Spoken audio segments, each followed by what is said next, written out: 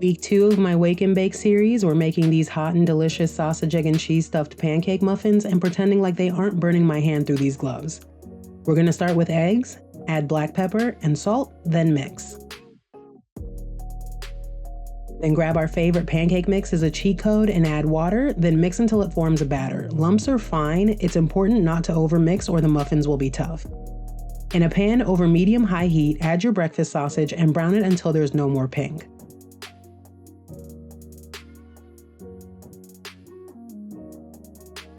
Then we pour our eggs over and add our cheese. I chose cheddar because it's my favorite.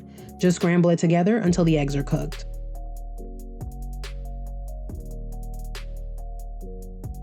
In a jumbo muffin tin, pour in enough batter to fill the bottom of the wells.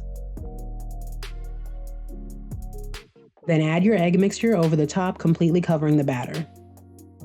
Add the rest of the pancake batter over the top of the eggs. Try to cover the eggs completely, but don't overfill the well. It shouldn't be all the way to the top.